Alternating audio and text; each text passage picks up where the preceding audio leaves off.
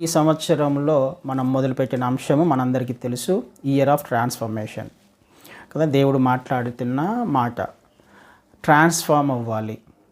ఆయన ఉద్దేశమే అది. బైబిల్ రాయించింది, ఆ లేఖనాలు మన ముందుకు ఆయన తీసుకొని వచ్చిన ఏ లేఖనాన్ని గమనించినా కానీ ఆయన మన జీవితాలలో ఒక కార్యం చేయాలి అని ఆలోచన చేస్తున్నాడు. ఆయన మనల్ని తన స్వరూపములోకి మార్చాలన్నది ఆయన యొక్క ఉద్దేశం. నిత్యత్వానికి వారసులముగా మనము చేయబడాలి అన్నది ఆయన యొక్క ఉద్దేశం. ఆయన వచ్చిందే అందుకు కదండి. ఆయన ఈ లోకంలోకి వచ్చిందే అందుకు. ఆదాము అవ్వలు ఏదైతే కోల్పోయారో ఏదెను తోటలో నిత్యత్వాన్ని కోల్పోయారు, దేవుని సన్నిధిని కోల్పోయారు, జీవవృక్ష ఫలాన్ని తినలేకపోయారు. ఏదైతే కోల్పోయారో దానిని తిరిగి ఇవ్వడానికే ప్రభువైన క్రీస్తు వారు ఈ లోకంలోకి వచ్చారు కదా. మొదటి నుంచి చూడండి, మొదటి నుంచి గమనించిన చివరి వరకు కూడా ఆయన మాట్లాడుతున్న మాట, ప్రకటన గ్రంథం వరకు కూడా ఆయన మాట్లాడుతున్న మాట, మనము మారుమనస్సు పొందాలి. చివరికి ఆయనకు వచ్చి విసుగొచ్చి కూడా 22వ చివరి అధ్యాయంలో ఆయన మాట్లాడతాడు ప్రకటన గ్రంథంలో, పరిశుద్ధులుగా ఉన్న వాళ్ళను పరిశుద్ధులుగా ఉండండి, అన్యాయంగా జీవిస్తున్న వాళ్ళను అన్యాయంగా జీవించనివ్వండి, ఇక వదిలేసేయండి, ఇంకా చాలు, ఇక అంతం వచ్చేసింది. ఆయన ఉద్దేశం ఏంటి? పరిశుద్ధులుగా మార్చబడాలి, నిత్యత్వానికి వారసులుగా చేయబడాలి. ఆదాము పరిశుద్ధునిగా మార్చబడాలి. మొదటి ఆదాము ద్వారా జరగనిది రెండవ ఆదాము ద్వారా జరగాలి కదా. యుగ యుగములు ఆయనతో పాటుగా నిత్యము నివాసం చేయాలి. ఇది మాత్రమే ఆయన యొక్క కాన్సెప్ట్. ఆయన వచ్చిందే అందుకు. ఇలా జరగాలి అనంటే నువ్వు నేను మనం చేయవలసిన పనులు ఉన్నాయి. అవే ట్రాన్స్ఫార్మ్ అవుతూ రావాలి. స్టెప్ బై స్టెప్ మన ఆత్మీయ స్థితి ఎదుగుతూ రావాలి. ఈ విషయాలను మనం నేర్చుకుంటూ వస్తున్నాం. ఇదే క్రైస్తవ్యం అంటే, వేరేది ఏది కాదు. క్రీస్తును అంగీకరించిన ముఖ్య ఉద్దేశం అది కదా. నా హృదయం మారాలి. మొదటి నుంచి చూసినప్పుడు హృదయము మోసకరమైనది, ఘోరమైన వ్యాధి కలది. ఇది మారాలి, దీనికి స్వస్థత రావాలి కదండి. మన ఆలోచనలు చిన్నప్పటి నుండి కూడా ఏ విధంగా ఉన్నాయంటే బహు చెడ్డవి. ఇది మారాలి, ఇది ట్రాన్స్ఫార్మ్ అవ్వాలి. దేవుని ఉద్దేశం అది కదా. ఇది మారనంత వరకు మనము ఆయన రాజ్యంలో చేర్చబడలేము. ఇది మారనంత వరకు ఆయన అధికారం కింద మనం ఉన్నట్టుగా కాదు కదా. ఆయన అధికారం కింద ఉన్నప్పుడు ఒక్కొక్కటిగా ట్రాన్స్ఫార్మ్ అవుతూ వస్తాం. మనం ఒక్కొక్కటిగా మార్చుకునే ప్రయత్నము మనంతకు మనం చేసే అవకాశం ఉంది. ఆయన అధికారం కింద ఉన్నప్పుడు ఆయన మనల్ని రక్షించుకున్నాడు అనంటే, నిజముగా మనం రక్షించబడ్డాము, ఆయన అధికారం కిందకి వచ్చాము అని అంటే ఒక్కొక్కటిగా మనమే మార్చుకుంటూ వస్తాం కదా. ఇది జరుగుతూ ఉన్నప్పుడు ఆయన యొక్క అద్భుతమైన కనికరము, కృప, మన బలహీనతలు తెలుసు ఆయనకి, మన స్థితి ఏంటో తెలుసు. మనం పడిపోయినా ఆయన లేపడానికి ఇష్టపడతాడు. ఎందుకు? ఆయన మార్గంలో ఉన్నాం కాబట్టి, ఆయన చిత్తంలో జీవించే ప్రయత్నం చేస్తున్నాం కాబట్టి ఆయన పట్టుకొని లేవనెత్తుతాడు. ఆయన అధికారం కింద లేకపోతేనే సమస్య. ట్రాన్స్ఫర్మేషన్ అనేది అసాధ్యమైపోతుంది. మారు మనస్సు అనేది రూపాంతర అనుభవం అనేది అసాధ్యమైపోతుంది. క్రీస్తు స్వరూపంలోకి మార్చబడడం అనేది అసాధ్యమైపోతుంది. ఇది మనం నేర్చుకోవడానికి ప్రయత్నం చేస్తున్నాం ఈ సంవత్సరం నుండి కూడా. రూపాంతరము చెందని మనము ఎట్టి పరిస్థితులలో కూడా నిత్యత్వాన్ని లేకపోతే క్రీస్తు వారిని సంపూర్ణంగా సంపాదించుకోలేం. నిత్యత్వాన్ని ఎట్టి పరిస్థితుల్లో కూడా సంపాదించుకోలేం. ఆయన అధికారం కింద లేకపోతేనే, ఇందాక పాట పాడినట్టుగా మన ఆలోచనలు, మన స్థితి మనకు బయటికి తెలుసా.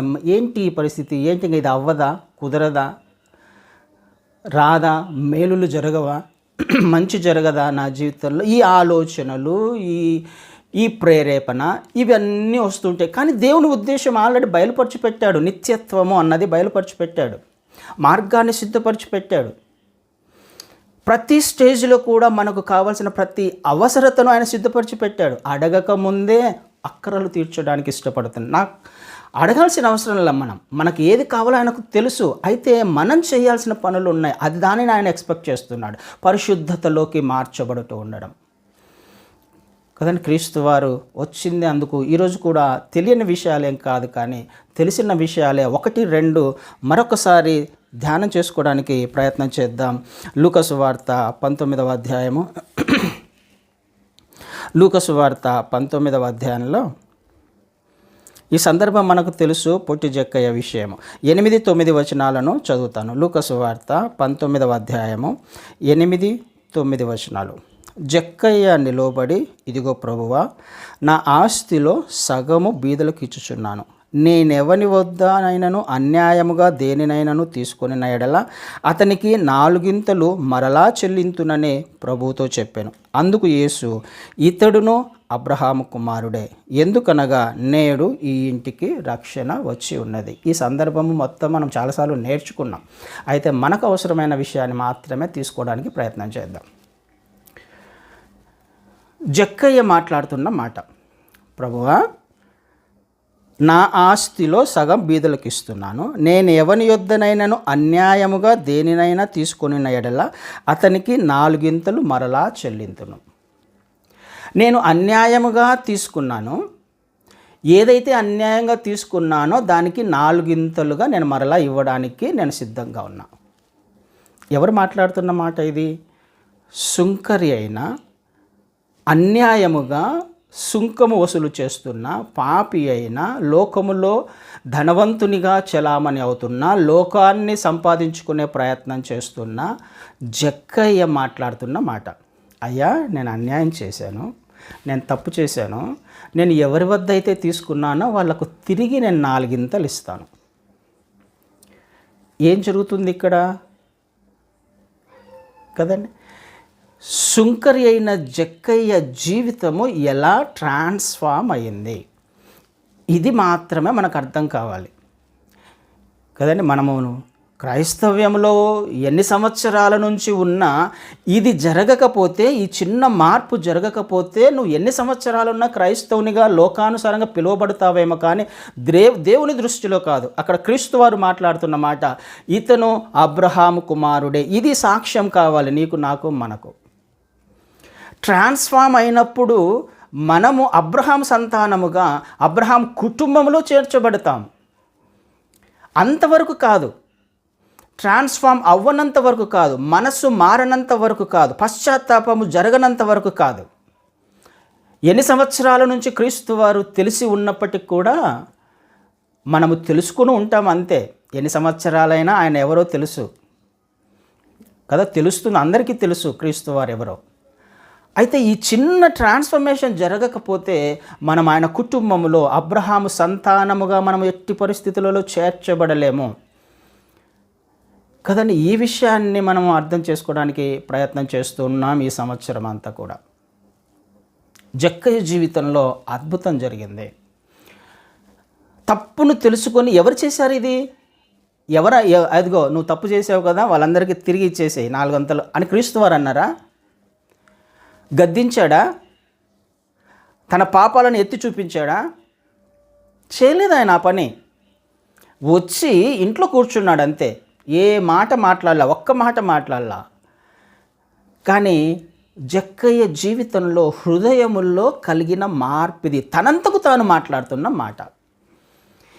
ఏనాడైతే దేవుని చేత నిజమైన ఎన్కౌంటర్ చేయబడతామో, ఏనాడైతే క్రీస్తు వారిని నువ్వు, నేను, మనము నిజమైన సొంత రక్షకుడిగా అంగీకరిస్తామో, నేను అన్యాయస్తుని, నేను పాపిని, తప్పు చేశాను, ఈ లోకంలో జీవిస్తున్నాను, లోకానుసారమైన ఆలోచనలు, క్రియలు, తలంపులు, మాటలు అన్నీ నాలో ఉన్నాయని ఏనాడైతే నేను ఒప్పుకొని ఆయనను రక్షకునిగా అంగీకరించినప్పుడు మన హృదయంలో జరుగుతున్న ఒక అద్భుతమైన మార్పు ఇది. ఆయన నా జీవితంలోకి వచ్చినప్పుడు జరుగుతున్న మార్పిది. ఈ ట్రాన్స్ఫర్మేషన్ అనేది చాలా ప్రాముఖ్యం కదండి. అబ్రహాము కుటుంబంలో చేర్చబడాలి అని అంటే నాలో మార్పు రావాలి. ధర్మశాస్త్రం ప్రకారము ఒకటి తీసుకుంటే, అన్యాయంగా ఒకదానిని తీసుకుంటే 4 చెల్లించాలి. అంటే చూసారా ఎంతగా ఆయన మళ్ళీ తన దగ్గర ఉన్నవి చెల్లించాలి, ఎంతగా ప్రయాసపడాలి అని అర్థం. ఒకవేళ మనం ఒక తప్పు చేస్తే దానిని సరి చేసుకోవడానికి 4 అడుగులు ముందుకేయాలి అని అర్థం. ఒక తప్పు చేయడం పెద్ద సమస్య కాదు కదా. చాలా సులభంగా తప్పు చేస్తాం, చాలా సులభంగా దేవుని వాక్యాన్ని వ్యతిరేకంగా జీవించే ప్రయత్నం చేస్తాం, చాలా సులభంగా ఆయన మాటను ధిక్కరిస్తాము, నిర్లక్ష్యం చేస్తాం చాలా సులభంగా. కానీ దానిని రిస్టోర్ చేసుకోవాలి అని అంటే 4 ప్రయాసపడాలి కదండి. ఇది మనం అర్థం చేసుకోవడానికి ప్రయత్నం చేద్దాం. చాలా కష్టంతో కూడుకున్న పని తిరిగి ఆయనను సంపాదించుకోవడం. అబ్రహాము సంతానముగా చేర్చబడాలి, అబ్రహాము కుటుంబంలో చేర్చబడాలి. అందుకని ఆయన వచ్చాడు ఈ లోకంలోకి.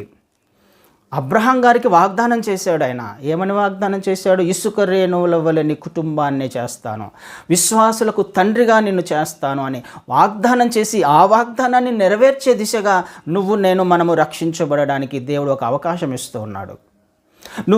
మనము మారు మనస్సు పొందడానికి, రూపాంతరం చెందడానికి ఆయన ఒక అవకాశాన్ని ఇస్తూ ఉన్నాడు కదండి. ఇది మనం ఆలోచన చేసుకోవడానికి ప్రయత్నం చేద్దాం. నాలో జరగాల్సిన క్రియ ఇది. నేను చెప్పాల్సిన మాటలు ఇవి. అయ్యా, నేను అన్యాయం చేశాను, నేను తప్పు చేశాను, నేను పొరపాటు చేశాను, నీకు వ్యతిరేకమైనవే అని ఆయన ఒప్పుకున్నప్పుడు అప్పుడు వెంటనే వచ్చింది రక్షణ. వెంటనే అబ్రహాం కుటుంబంలో చేర్చబడ్డాడు.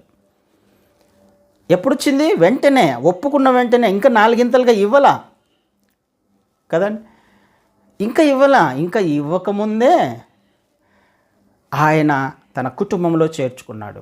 ఇంకా సరిచేయబల్లా. 4 ఇంతల తన ఆస్తిని ఇంకా ఇవ్వకముందే దేవుడు తన కుటుంబంలో చేర్చుకున్నాడు. దేవుని యొక్క కనికరము మనం అర్థం చేసుకోవడానికి ప్రయత్నం చేద్దాం. జక్కయ్యను ఇంటికి రక్షణ వచ్చింది అనేది 4 ఇంతలుగా వాళ్ళకు తిరిగి ఇచ్చిన తర్వాత, వెరీ గుడ్, మంచి పని చేసావు, నువ్వు చేసిన తప్పులను సరి చేసుకున్నావు, కాబట్టి ఇప్పుడు నువ్వు అబ్రహాం కుటుంబంలో చేర్చబడతావు అనలా. ఏనాడైతే నిజమైన పశ్చాత్తాపం ఆయనకు తెలుసు, నిజంగా అన్నాడా అబద్ధంగా అన్నాడా కదా, నిజంగా అన్నాడా తప్పుడుగా, లేకపోతే ఏదో క్రీస్తువారు ఉన్నారు కాబట్టి ఆయన ముందర చెప్పే ప్రయత్నం చేశాడా? క్రీస్తువారికి తెలుసు అది పశ్చాత్తాపమా కాదా కదండి. ఏనాడైతే నిజంగా ఒప్పుకున్నాడో ఆ వ్యక్తికి రక్షణ వస్తుంది. ఎలా సాధించుకున్నాడు? ఎలా అబ్రహాం సంతానంగా చేయబడ్డాడు జక్కయ్య? ఏ విధంగా చేయబడ్డాడు? ఒక ఆశ, చిన్న ఆశ. నేను బాగుపడాలి, నా జీవితం బాగుపడాలి, నా కుటుంబం బాగుపడాలి, నా ఆత్మీయ స్థితి ఎదగాలి, ఆయన స్వరూపంలోకి మార్చబడాలి అని అంటే ఒకటే ఒక ఆశ, క్రీస్తును కలిగి ఉండడం, క్రీస్తును చూడాలి. జక్కయ్యకున్న ఒక ఆశ. ఆ ఆశ ఏం చేసిందో మనకు చూసాం ఆ సందర్భాన్ని చదివితే. ధనికుడు, పొట్టివాడు, కుదరలా చూడ్డానికి, దానిని పట్టించుకున్నాడా? ఆ ఆశ ఉంటే ఏమైనా చేయనిస్తుంది కదా. మనకు ఒక డ్రైవింగ్ ఫోర్స్ అనేది, యాక్సిలరేటర్ వెహికల్కి ఏ విధంగా యాక్సిలరేటర్ డ్రైవ్ మనము దాన్ని రైజ్ చేస్తామో అంత స్పీడ్గా వెళ్తుంది. అది డ్రైవింగ్ ఫోర్స్ అన్నమాట. మనలో ఎంత ఆశ ఉంటే అంతగా దేవుణ్ణి మనము కోరుకోవడానికి అవకాశం ఉంటుంది, అంతగా మనం ఆయన దగ్గరకు జీవించడానికి అవకాశం ఉంటుంది. ఎంత ఆశ ఉంటే ఆయన అంతగా మన జీవితంలో నివాసం చేయడానికి, కుటుంబంలో, ఇంటిలో ఉండడానికి ఆయన ఇష్టపడుతున్నాడు. ఏమేం చేశాడో చూసాం. పరిగెత్తుకుంటూ వెళ్ళాడు, మేడి చెట్టు ఎక్కాడు. ఎలా సాధ్యమైంది తనకి? ఏ విధం చేతనైనను నేను క్రీస్తు వారిని చూడాలి, నా అంతకు నేను, నీ అంతకు నువ్వు, మనమంతకు మనము క్రీస్తు వారిని నేను సంపాదించుకోవాలి, నేను పొందుకోవాలి, ఆయన నా జీవితంలో ఉండాలి అని నాకు ఆశ ఉన్నప్పుడు, నాలో ఉన్న ఏదైతే తప్పు చేశానో, ఏదైతే అక్రమం చేశానో, ఏదైతే అన్యాయం చేశానో అవన్నీ కూడా ఆటోమేటిక్గా బయటకు వస్తాయి కదా. వెలుగు వస్తూ ఉన్నప్పుడు చీకటి దూరం వెళ్ళాల్సిందే. క్రీస్తు వారి ఇంట్లోకి వచ్చినప్పుడు ఆ చీకట్లో, ఆ ఇంట్లో అప్పటిదాకా ఉన్న అన్యాయము, అక్రమము, చీకటి కదా, ఏవైతే ఆ ఇంట్లో పనిచేసాయో అవన్నీ వెళ్ళిపోవాల్సిందే. అక్కడ వేరే ఉండడానికి వీల్లేదు. ఇక రక్షణ వచ్చింది ఆ ఇంటికి. ఇదే అండి మనం గమనించాల్సిందే. ఒక చిన్న పశ్చాత్తాపము, మారు మనస్సు, అన్నీ సరి చేసుకున్న తర్వాత క్రీస్తు వారిని అంగీకరిస్తాను అని ఎక్కడ రాయబల్లా కదా, ఎక్కడ లేదు. నువ్వు అంగీకరించు, నువ్వు అన్ని మారు మనసు పొందు, నువ్వు పశ్చాత్తాపడు, నువ్వు అన్ని మార్చుకొని తర్వాత నా దగ్గరికి రా, నేను ఏం కావాలో నేను ఇస్తాను అని క్రీస్తు వారు ఎప్పుడు ఎక్కడా చెప్పలా. ఏ క్షణమైతే ఏ క్షణమైతే నువ్వు నేను మనము ఆయనను సంపాదించుకోవడానికి ఇష్టపడతామో, ఆశ కలిగి ఉంటామో, నన్ను నేను మార్చుకోవడానికి ఆశ కలిగి ఉంటానో, ఇష్టపడతానో, ఆ క్షణమే ఆయన నీ జీవితంలో అడుగుపెట్టడానికి, నా జీవితంలో అడుగుపెట్టడానికి, నన్ను మార్చడానికి, రూపాంతర అనుభవంలోకి తీసుకురావడానికి ఆయన ఇష్టపడుతున్నాడు. ఆయన వచ్చింది అందుకు, నశించిన దానిని వెదకి రక్షించుటకే ఆయన ఈ లోకంలోకి వచ్చాడు. ఎవరు నశించిన వారు కదండి? నశించిన దానిని వెదకి రక్షించుటకు క్రీస్తు వారు వచ్చింది వెదకి రక్షించడానికి. నశించుచున్నది ఎవరి ఆలోచనల చేత ఎవరు నశిస్తున్నారు? నేను నశించిపోతున్నా, మానవ జాతి నశించిపోతుంది. ఎలా నశించిపోతుంది? వారి ఆలోచనలను బట్టి, వారి క్రియలను బట్టి, వారి తలంపులను బట్టి, చీకటిలో జీవిస్తున్న విధానాన్ని బట్టి, దేవుడు లేని స్థితిని బట్టి కదండి నశించిపోతుంది మానవ జాతి. మనుషులందరూ ఎవరో కాదు, క్రైస్తవులు కూడా, విశ్వాసులు కూడా క్రీస్తు వారిని ఉన్నట్టుగా తీసుకోవడానికి ఎవరు ఇష్టపడట్లా. ఆయన మార్గములు ఏవైతే చెప్పాయో అందులో నడవడానికి ఎవరు ఇష్టపడట్లా. అలా కుదరకపోతే ఎట్టి పరిస్థితుల్లో నిత్యత్వం కూడా కుదరదు మనకు కదా. కొన్ని కఠినమైన మాటలే ఇవి, కానీ తప్పదు. వేరే ఆలోచనలే, వేరే ఆప్షన్ లేదు క్రైస్తవునికి. మారు మనసు పొందాల్సిందే, రూపాంతరం చెందాల్సిందే, క్రీస్తు మార్గంలో నడవాల్సిందే. నిత్యత్వము కావాలి అని అంటే, ఆయనను సంపాదించుకోవాలి అని అంటే వేరే ఆప్షన్ లేదు కదా. ఖచ్చితంగా మాట్లాడుతుంది లేఖనాలు, ఖచ్చితంగా మాట్లాడుతున్నాయి. ఆయన కుటుంబంలో చేర్చబడాలి. ఎప్పుడు చేర్చబడతావు? తప్పు తెలుసుకొని ఆయన వద్ద ఒప్పుకున్న క్షణమే ఆయన నీ జీవితంలో, నా జీవితంలో పని చేస్తాడు. యథార్థంగా ఒప్పుకున్నప్పుడు, నిజముగా ఒప్పుకున్నప్పుడు. కానీ మనంతకు మనమే ఈ లోకంలో కొన్ని ఆలోచనల చేత, కొన్ని విషయాల చేత బంధింపబడ్డాం, నశించిపోతున్నాం. ఈ విషయం ఆయనకు తెలుసు. నశించిపోతున్నారనే ఆయన వచ్చి అద్భుతమైన ఒక కార్యాన్ని చేశాడు. ఈ కార్యం అర్థం కావట్లేదు ఎవరికి. ఆయన చేసిన త్యాగం అర్థం కావట్లేదు ఎవరికి కదా. మన జీవితాలను బట్టి, మనము వెళ్తున్న పరిస్థితులను బట్టి మనము చెల్లించాల్సినది ఆయన చెల్లించాడు. ఆయన పెనాల్టీగా తన జీవితాన్నే ఇచ్చాడు, తన ప్రాణాన్ని ఇచ్చాడు. హింసించబడ్డాడు, దూషించబడ్డాడు, నల్లగొట్టబడ్డాడు. ఒక్క మాట మాట్లాడలేదు. చేతకాక అవసరం ఆయనకు. ఈ విషయం, చిన్న విషయం మనం అర్థం చేసుకోలేకపోతున్నాం. మన హృదయం పగిలిపోవాలి ఆయన కార్యమును అర్థం చేసుకుంటే. ఎందుకు నేను ఇలా ఉన్నాను అనే మనంతకు మనమే, మన మీద మనకు ఒక్కొక్కసారి అసహ్యం రావాలి. నేనేనా ఇలా ప్రవర్తిస్తున్నాను, నేనేనా ఇలా మాట్లాడుతున్నాను, నేనేనా ఇలా జీవిస్తున్నాను అని. ఈ ఆలోచన రానంత వరకు, ఈ స్థితికి రానంత వరకు అబ్రహాము సంతానముగా మనం ఎట్టి పరిస్థితిలో చేయబడలేము కదండి. ఈ విషయం తెలియనివేం కాదు, మనకి తెలుసు. కానీ తప్పదు, ఆ మార్గంలో నడవాల్సిందే. క్రైస్తవునికి వేరే మార్గం లేదు. వెళ్ళాల్సిందే. కష్టమైన, నష్టమైన మనము భరించాలి. మనకు లాభకరమైనవి ఏవైనప్పటికీ కూడా ఈ లోకంలో మనకు లాభకరమైనవి చాలా ఉండొచ్చు. చాలా విషయాలు పోగొట్టుకుంటామేమో, చాలా నష్టపోతామేమో ఆయన మార్గంలోకి వచ్చినప్పుడు. తప్పదు. నష్టపోయినా పర్వాలా, కష్టమైనా పర్వాలా, నిత్యత్వము కావాలి, నాకు క్షేమము కావాలి అంటే ఆయన మార్గం తప్ప వేరే మార్గం లేదు కదండి. ఆలోచన చేయడానికి ప్రయత్నం చేద్దాం. తప్పిపోయిన కుమారుణ్ణి చూస్తాం. ఏ స్థితికి వెళ్ళిపోయాడు? ఎవరిని బట్టి, ఎందుకు ఆ స్థితికి వెళ్ళిపోయాడు? లేఖన తండ్రి వద్ద సమృద్ధి ఉంది కదా, క్షేమం ఉంది తండ్రి దగ్గర, అన్నీ ఉన్నాయి తండ్రి దగ్గర. సుఖం ఉంది, సంతోషం ఉంది, ఆనందం ఉంది. అయితే తండ్రి దగ్గర ఉన్నది ఏంటి అంటే, ఎందుకు సహించలేకపోయాడంటే, తండ్రి దగ్గర కొన్ని ఇన్స్ట్రక్షన్స్ ఉంటాయి. నాన్న ఇలా చేయొద్దు అనే మాట ఉంటుంది, ఇలా వెళ్ళొద్దు అనే మాట ఉంటుంది, ఇలా మాట్లాడొద్దు అనే మాట ఉంటుంది, ఇలా ఆలోచన చేయొద్దు. ఎందుకు? ఇవి నీ మేలు కొరకు, నా మేలు కొరకే కదా. ఆ వ్యక్తికి ఉన్న దుర్వ్యసనాలు, ఆ వ్యక్తికి ఉన్న, చిన్న కుమారునికున్న అలవాట్లు ఆ తండ్రి వద్ద ఉండకుండా చేశాయి. ఇదే జరుగుతుంది. ఈ చిన్న విషయం అర్థం చేసుకోవడానికి ప్రయత్నం చేయాలి. దేవుణ్ణి ఎందుకు నేను ఇష్టపడలేకపోతున్నాను, ఆయన మార్గంలో ఎందుకు నేను నడవలేకపోతున్నాను? నాలో ఉన్న బలహీనతను బట్టి, నాలో ఉన్న ఆలోచనలను బట్టి, నాలో ఉన్న క్రియలను బట్టి, తలంపులను బట్టి, జీవితాన్ని బట్టి, ఆ కట్టుబాటులో, ఆ బౌండరీలో నివాసం చేయడానికి నాకు ఇష్టంలా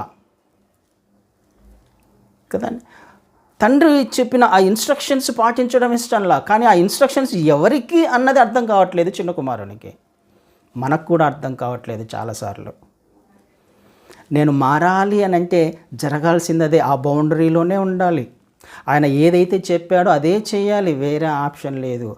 ఒకవేళ బౌండరీ దాటాలి అని అంటే చిన్న కుమారుని పరిస్థితి కదా. నాకు అలా ఉండడం ఇష్టంలా, ఒకరు నాకు చెప్పాల్సిన అవసరంలా, ఒక అధికారం కింద నేను ఉండాల్సిన అవసరంలా, ఒకరు నన్ను కంట్రోల్ చేయకూడదు, ఒకరు నాకు చెప్పకూడదు.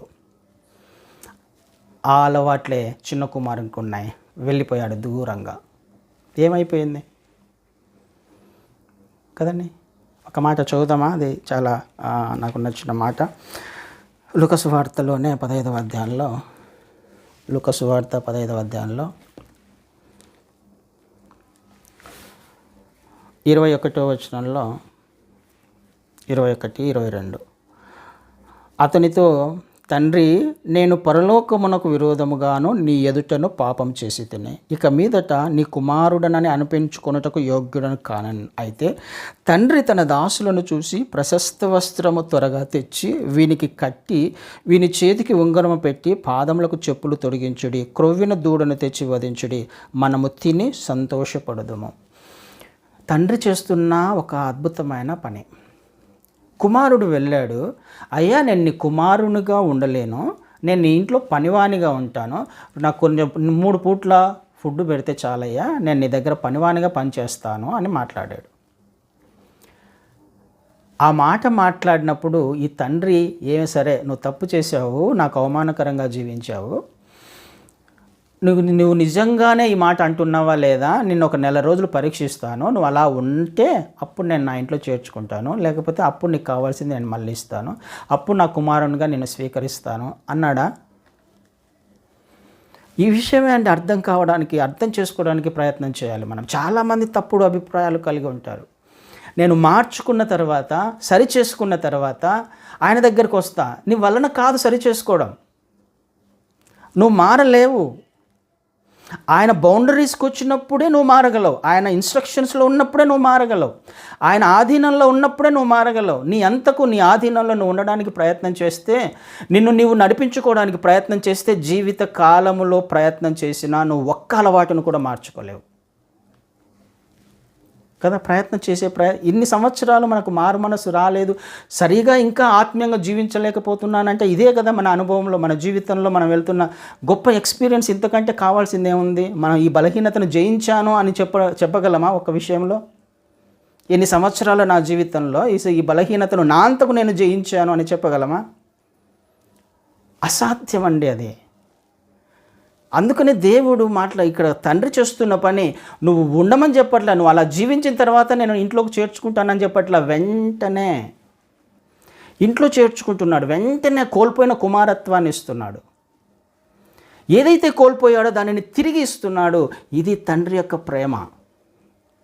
ఈ ప్రేమ అర్థం కాకుండా మనకున్న ఆలోచనలను బట్టి, మనకున్న స్థితిని బట్టి, ఒక్కొక్క మాట చెప్పాలంటే మనకున్న గర్వాన్ని బట్టి మనము ఆయనను దూరంగా వెళ్తున్నాం. మనకున్న చెడ్డ అలవాట్లను బట్టి, అక్రమ జీవితాన్ని బట్టి, అన్యాయమును బట్టి, ఆయన ఆజ్ఞలను తిరస్కరిస్తూ ఆయనకు దూరంగా వెళ్ళే ప్రయత్నం చేస్తున్నాం. తప్పే కదండి, పొరపాటే కదా. మరి ఇది చేయాలి, తిరిగి రావాలంటే 4 ఇంతలుగా శ్రమపడాలి, 4 ఇంతలుగా ప్రయాసపడాలి కదా. ఒక పని కంప్లీట్ అవ్వడానికి గంట పడుతుందని అనుకున్నప్పుడు, ఈ సమయంలో తప్పు చేసినప్పుడు ఇంకా 4 గంటలు ప్రయాసపడాలి అని అర్థం. 4 ఇంతలుగా ప్రయాసపడాలి. ఆయన వద్దకు రావాలి, ఆ వెలుగులోకి రావాలి అని అంటే నా హృదయము మారాలి. దేవుడు ఆయన వద్దకు వచ్చిన వారిని ఏమాత్రము తోసివేయడు. యథార్థంగా వచ్చినప్పుడు ఎలా గ్రహించాడు తండ్రి? తిరిగి రావడమే తండ్రికి ఒక అద్భుతమైన మార్పు కదా. తిరిగి కుమారుడు వచ్చాడు అంటేనే తండ్రికి అర్థమైపోయింది వాడి జీవితము విరిగి నలిగిపోయింది. ఇక వాడిని ఇంకొక మాట కూడా మాట్లాడకూడదు. నా దగ్గరికి రాని, ఫస్ట్ ఇంట్లో చేర్చని, తర్వాత ఏం చెప్పాలో నేను చెప్తాను, ఎలా నడిపించాలో, ఎలా బాగు చేయాలో, ఏ విధంగా సరి చేయాలో తండ్రికి తెలుసు. మొదటగా ఇంట్లో వచ్చి చేరాలి కదండి. ఇదే మనం చేయాల్సింది. మొదటగా ఆయన ఒళ్ళో వాళ్ళని, లేకపోతే ఆయన కుటుంబంలో చేర్చబడాలి ఫస్ట్. ఈ విషయం మనం అర్థం చేసుకోవడానికి ప్రయత్నం చేద్దాం. ఫస్ట్ మారు మనసు, యథార్థంగా మారు మనస్సు మన జీవితంలో వచ్చినప్పుడు ట్రాన్స్ఫర్మేషన్ అనేది ఆటోమేటిక్గా జరుగుతుంది. ఆయన తీసుకువెళ్తాడు. ఎలా ట్రాన్స్ఫార్మ్ అవ్వాలి, ఎలా పరిస్థితులు మారాలి అనేది ఆయనకు తెలుసు కదా. అన్నిటి మీద అధికారం కలిగిన వాడు ఆయన, అన్నిటిని బాగు చేసేవాడు ఆయన, అన్నిటిని సరిచేసేవాడు ఆయన, కోల్పోయిన సమస్తాన్ని తిరిగి ఇవ్వగలిగిన సమర్థుడు ఆయన. కోల్పోయిన కుమారత్వాన్ని తిరిగి ఇవ్వలేదా కదండి. మనం కోల్పోయాము ఏదెను తోటలో, దేవుని సన్నిధిలో కోల్పోయాము, ఆయన సారూప్యతను కోల్పోయాము, ఆయన స్వరూపాన్ని కోల్పోయాము, ఆయన సన్నిధిని కోల్పోయాము, ఆయన చిత్తానికి వ్యతిరేకంగా జీవిస్తూ వచ్చున్నాం, చచ్చిన స్థితిలో ఉన్నాం. తిరిగి బ్రతికించబడాలి, నిత్య జీవమును పొందుకోవాలంటే తిరిగి ఆయన వైపు తిరగాలి, ఆ బౌండరీస్లోకి రావాలి, ఆయన కట్టుబాటులోకి రావాలి, తండ్రి ఇంటికి చేరాలి. చేరిన మరుక్షణమే ఆయన అధికారం కింద ఉన్నాం, ఆయన పని చేయడం మొదలు పెడతాడు. ఇక నువ్వు నిశ్చింతంగా ఉండొచ్చు కదండి. ఆ ఇంట్లోకి చేరిన తర్వాత ఆ కుమారుడు అన్ని సంవత్సరాలు బయట ఉన్నాడు, అనారోగ్యంగా ఉన్నాడో, లేకపోతే ఏ బలహీనతతో ఉన్నాడో, ఏ స్థితిలో ఉన్నాడో, ఇవన్నీ తండ్రి చూసుకుంటాడు కదా. కేర్, జాగ్రత్తగా చూసుకుంటాడు. ఏ అనారోగ్యంతో ఉన్నా ఆరోగ్యాన్ని బాగు చేస్తాడు, ఏ బలహీనతతో ఉన్నా బలపరుస్తాడు, ఏది కోల్పోయినా దాన్ని తిరిగి తండ్రి ఇస్తాడు. తండ్రి పట్టించుకుంటాడు ఆ క్షణం నుంచి కదండి. అక్కడ మనకు రూపాంతర అనుభవం మొదలవుతుంది. ఆయన నా జీవితంలో ఉన్నప్పుడు, నీ కుటుంబంలో, నా కుటుంబంలో ఆయన ఉన్నప్పుడు మొదలవుతుంది రూపాంతర అనుభవం, మారు మనస్సు, ఆయన స్వరూపంలోకి మార్చబడటం. ఈ విషయాన్నే మనము అనేక దినాల నుంచి నేర్చుకునే ప్రయత్నం చేస్తున్నాం. ఆయన వద్దకు రావడానికి ప్రయత్నం చేద్దాం. ఆయన మన జీవితాలను చూసి, మన పరిస్థితిని చూసి ఎగతాళి చేసేవాడు కాదు, మనల్ని త్రోసివేసేవాడు అంతకంటే కాదు. ఏ స్థితిలో ఉన్నా ఆయన సన్నిధికి వచ్చినప్పుడు, ఆయన పాదాలను పట్టుకున్నప్పుడు, అయ్యా ఇది తప్పు చేశాను నాయనా, పొరపాటు చేశాను, నా స్థితిని బట్టి, నా ఆలోచనలను బట్టి ఇదిగో ఈ తప్పు చేశాను, కనికరిస్తావా? కనికరించే దేవుడైన, కృప చూపించే దేవుడైన కదండి. యెషయా గ్రంథంలో ఒక మాట చూద్దాం. 66వ అధ్యాయంలో యెషయా గ్రంథము 66 2వ వచనాన్ని చదువుతాను.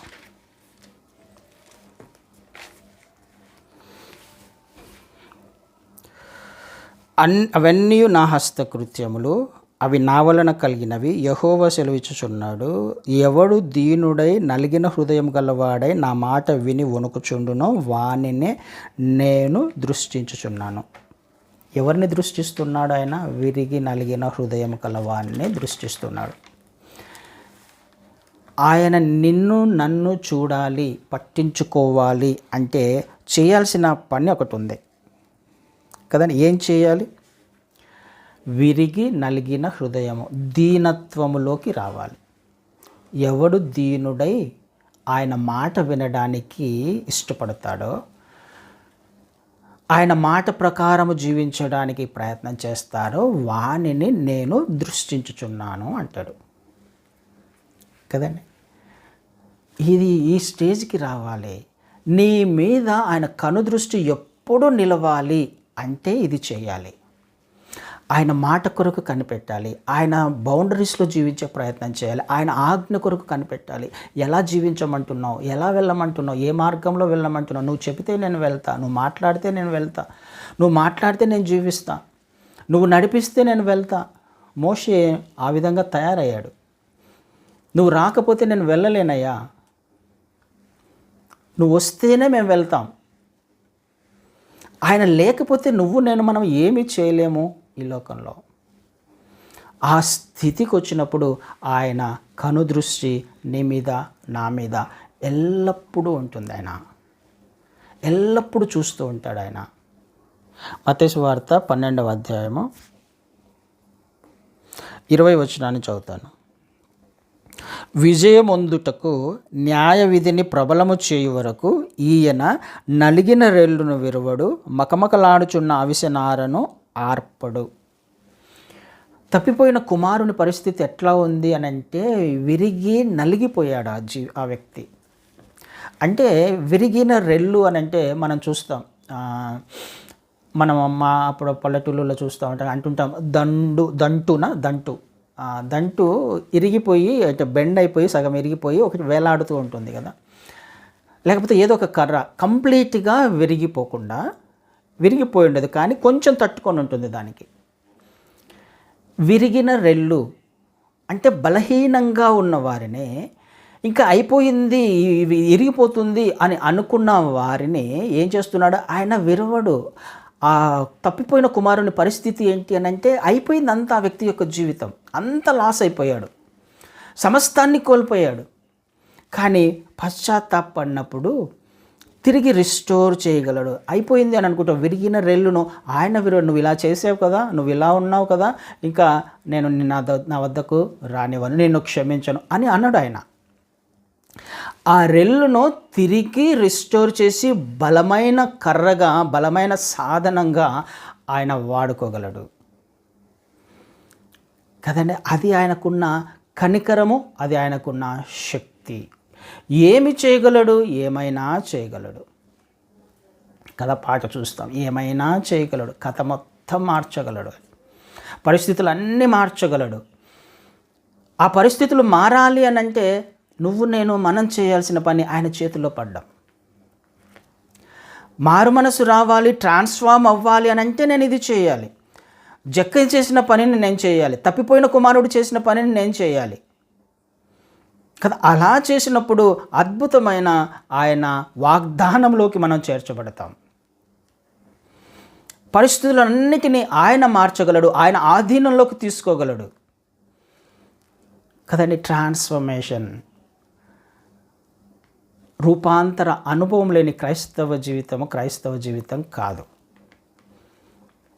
ఆలోచన చేసే ప్రయత్నం చేద్దాం. దేవుడు ఈ కొద్ది సమయం, ఈ సంవత్సరంలో ఈ 2 నెలలు కూడా లేవు, కొద్ది సమయం మాత్రమే ఉంది. ఈ సంవత్సరం అంతా అనేక ఆత్మీయ పాఠాలను నేర్చుకున్నాం. ఈ సంవత్సరం ఒక్క విషయంలోనన్నా నా బలహీనతను జయించడానికి, ఈ విషయంలో నేను ధైర్యంగా ఈ బలహీనతను దేవుని ఆత్మ వలన, దేవుని కార్యము వలన నేను జయించగలిగాను, దేవుని వలన నేను జయించగలిగాను, ఆయన వాక్యానికి విధేయత చూపించడం వలన నేను జయించగలిగాను అనే ఒక్కొక్క సాక్ష్యమన్నా మనం ఈ సంవత్సరం సంపాదించుకునే ప్రయత్నం చేద్దాం. దేవుడు దానిని చూసి సంతోషపడతాడు కదండి. ఆలోచన చేసే ప్రయత్నం చేద్దాం. మారు మనసు లేకపోతే, ట్రాన్స్ఫర్మేషన్ లేకపోతే క్రైస్తవులము కానే కాదు, నిత్యత్వానికి వారసులము కానే కాలేము. ఆలోచన చేద్దాం. ఇంకా ఎక్కడ బలహీనంగా ఉన్నామో, ఎక్కడ తప్పిపోయామో, ఎక్కడ సరి చేసుకోవాల్సిందో ఆయన వద్దకు వచ్చి ఆయన పాదాలను పట్టుకుందాం. కనికరం కలిగిన దేవుడు, అయ్యా తప్పు చేశాను నేను, మనంతకు మనం ఒప్పుకుందాం మన తప్పులేంటో. ఒప్పుకున్నాడు జక్కయ్య, ఒప్పుకున్నాడు తప్పిపోయిన కుమారుడు, తప్పు చేశాను నాన్న, నీకు విరోధంగా, పరలోకానికి విరోధంగా తప్పు చేశాను అంటున్నాడు. ఒప్పుకుందాం. ఒప్పుకున్నప్పుడు అన్నీ మారిపోతాయి, అన్నీ చేంజ్ అయిపోతాయి. అయితే యథార్థమైన మారు మనసు, ఇంతకుముందు ఉన్నట్టుగా నేను ఉండకూడదు. ఇక ఆయన కనికరం చూపిస్తున్న కొద్దీ, ఆయన ప్రేమను నేను పొందుకుంటున్న కొద్దీ నాలో ఆయన వెలుగు, ఆయన ప్రేమ, ఆయన లక్షణాలు, ఆయన క్షమాపణ నాలో కనిపిస్తూ ఉండాలి కదండి. ఇది చేసుకుంటూ వెళ్తున్నప్పుడు ఆయన నడిపింపు, ఆయన ఎక్స్పెక్ట్ చేయలేము ఆ సంతోషము, ఆ ఆనందాన్ని. ఆలోచన చేసే ప్రయత్నం చేద్దాం. ఉన్న ఈ కొద్ది సమయంలో మన జీవితాలను మార్చుకోవడానికి, సంవత్సరం అయిపోయే లోపల కనీసం 1-2 విషయాలనైనా మారు మనసు, పశ్చాత్తాపము, రూపాంతర అనుభవం కలిగి ఉండడానికి ప్రయత్నం చేద్దాం. అట్టి కృప దేవుడు నీకు నాకు మనకందరికీ అనుగ్రహించునుగాక. ఆమేన్.